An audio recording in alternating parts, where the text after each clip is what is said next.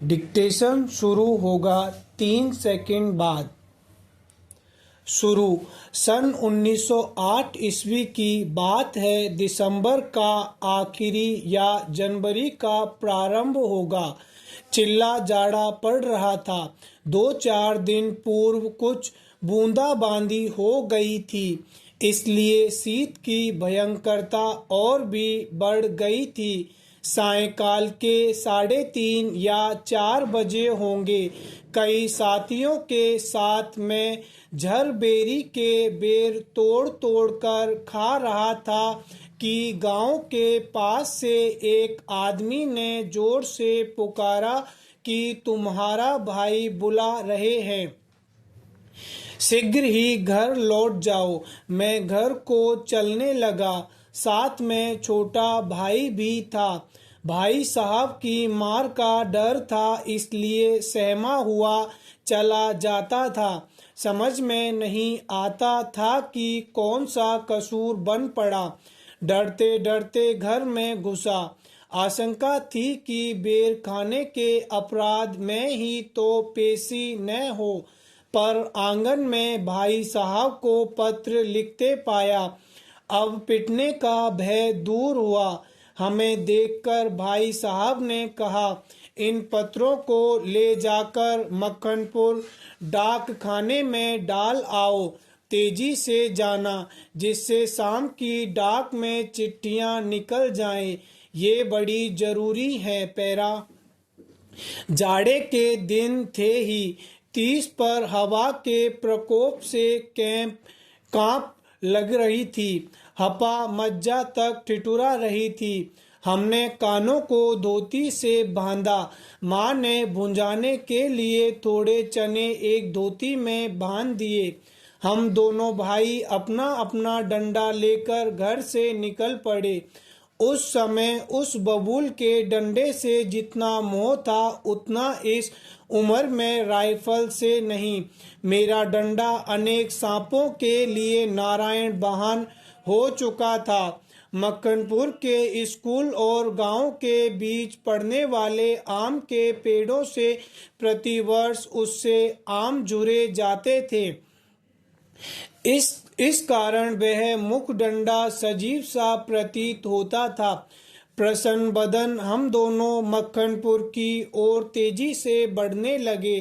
चिट्ठियों को मैंने टोपी में रख लिया, क्योंकि कुर्ते में जेबें न थी पैरा। हम दोनों उछलते कूदते एक ही सांस में गांव से 4 फलांग दूर उस कुएं के पास आ गए, जिसमें एक अति भयंकर काला सांप पड़ा हुआ था।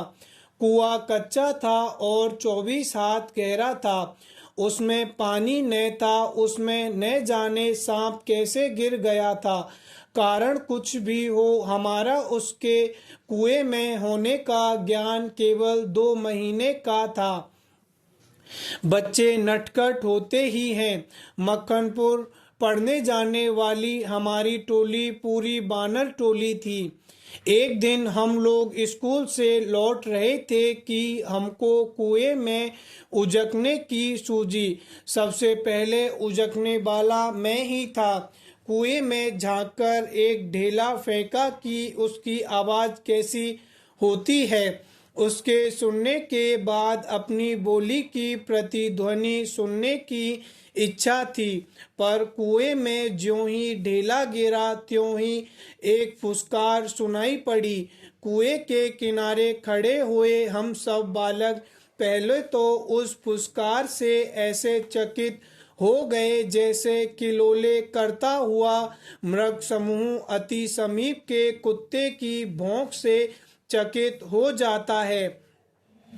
उसके उपरांत सभी ने उछल उछल कर एक एक ढेला फेंका और कुएं में आने वाली क्रोधपूर्ण फुसकार पर कहे लगाए पैरा। गांव से मक्खनपुर जाते और मक्खनपुर से लौटते समय प्राय प्रतिदिन ही कुएं में ढेले डाले जाते थे। मैं तो आगे भागकर आ जाता था और टोपी को एक हाथ से पकड़कर दूसरे हाथ से ढेला फेंकता था। यह रोजाना की आदत सी हो गई थी। सांप से फुसकार करवा लेना मैं उस समय बड़ा काम समझता था। इसलिए जैसे ही हम दोनों उस कुएं की ओर से निकले, कुएं में ढेला फेंककर फुसकार सुनने की प्रवृत्ति जागृत हो गई। मैं कुएं की ओर बढ़ा। छोटा भाई मेरे पीछे ऐसे हो लिया जैसे बड़े मृग शावक के पीछे छोटा मृग शावक हो लेता है। कुएं के किनारे से एक ढेला उठाया और उछलकर एक हाथ से टोपी उतारते हुए सांप पर ढेला गिरा दिया, पर मुझ पर तो बिजली सी गिर पड़ी। सांप ने फुसकार मारी या नहीं, ढेला उसे लगा या नहीं, यह बात अब तक स्मरण नहीं। टोपी के हाथ में लेते ही तीनों चिट्ठियां चक्कर काटती हुई कुएं में गिर रही थी।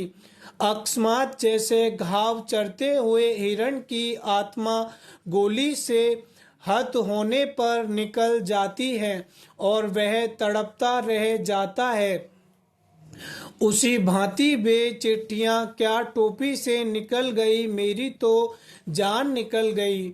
उनके गिरते ही मैंने उनको पकड़ने के लिए एक झपट्टा भी मारा, ठीक वैसे जैसे घायल शेर शिकारी को पेड़ पर चढ़ते देख उस पर हमला करता है, पर वे तो पहुंच से बाहर हो चुकी थीं। उनको पकड़ने की घबराहट में मैं स्वयं झटके के कारण कुएं में गिर गया होता। पैरा कुएं की पाट पर बैठे हम रो रहे थे।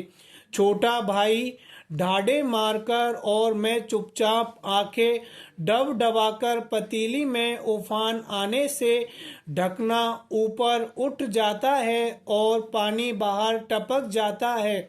निराशा, पिटने के भय और उद्वेग से रोने का उफान आता था।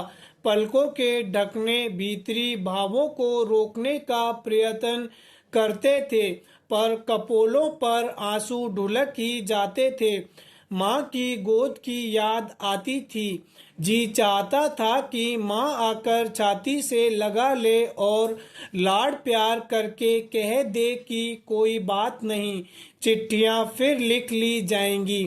तबीयत करती थी कि कुएं में बहुत सी मिट्टी डाल दी जाए और घर जाकर कह दिया जाए कि चिट्ठी डाल आए, पर उस समय मैं झूठ बोलना जानता ही न था। घर लौटकर सच बोलने पर रुई की तरह धुनाई होती।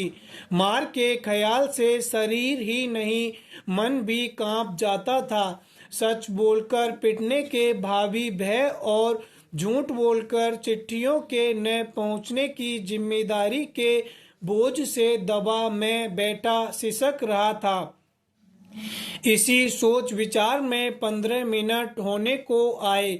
देर हो रही थी और उधर दिन का बुढ़ापा बढ़ता जाता था।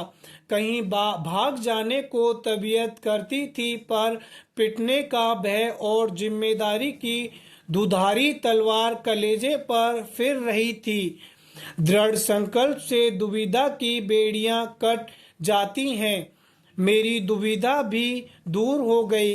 कुएं में घुसकर चिट्ठियों को निकालने का निश्चय किया। कितना भयंकर निर्णय था, पर जो मरने को तैयार हो उसे क्या मूर्खता अथवा बुद्धिमत्ता से किसी काम को करने के लिए कोई मौत का मार्ग ही स्वीकार कर ले, और वह भी जानबूझकर, तो फिर वह अकेला संसार से भिड़ने को तैयार हो जाता है।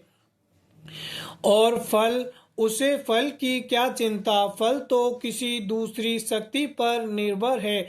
उस समय चिट्ठियां निकालने के लिए मैं बिस्तर से भिड़ने को तैयार हो गया। पासा फेंका,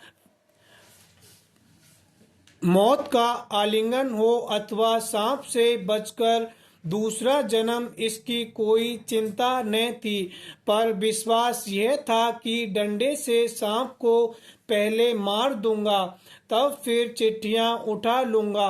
बस इसी दृढ़ विश्वास के बूते पर मैंने कुएं में घुसने की ठानी। स्टॉप।